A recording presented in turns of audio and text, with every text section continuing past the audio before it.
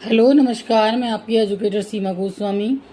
बच्चों, आज मैं आपको पढ़ा रही हूँ जो शीतोष्ण कटिबंधीय घास स्थल हैं या उष्ण कटिबंधीय घास स्थल हैं। तो देख लेते हैं एक बार। भिन्न भिन्न प्रदेशों में घास स्थल भिन्न भिन्न नामों से जाने जाते हैं। ये तो आप जानते ही होंगे। रेगिस्तान के घास स्थल, जैसे एक छोटा सा एग्जाम्पल लेते हैं कि जो रेगिस्तान में घास होती है वो अलग होती है, जो पानी की जगहों पे घास होती है, पहाड़ों पे घास होती है, या जो भी कुछ वहाँ पे खेती बाड़ी होती है वो अलग होती है।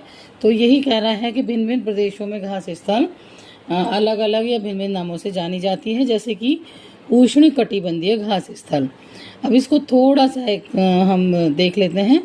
पूर्वी अफ्रीका में इसे सवाना के नाम से जानते हैं, ब्राज़ील में कंपोज के नाम से जानते हैं, और वेनेजुएला में लानोस के नाम से जानते हैं।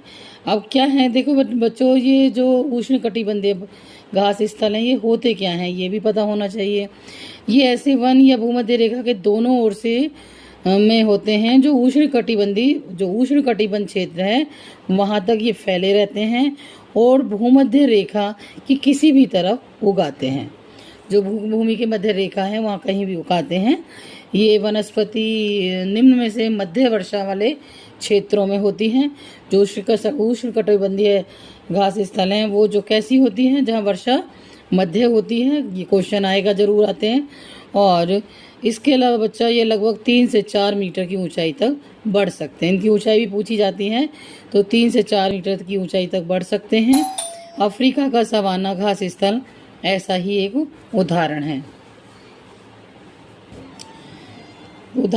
इसके अलावा ब्राज़ील, वेनेजुएला, जो वेनेजुएला है वो उसका पूर्वी अफ्रीका का सवाना के घास स्थल, ब्राज़ील का कंपोज और वेनेजुएला का लानोस है। और जो ये अफ्रीका है यहाँ पर मुख्यतः देखो हिरण, तेंदुआ, हाथी, जेब्रा, जिराफ जैसे जानवर पाए जाते हैं इन घास स्थलों में।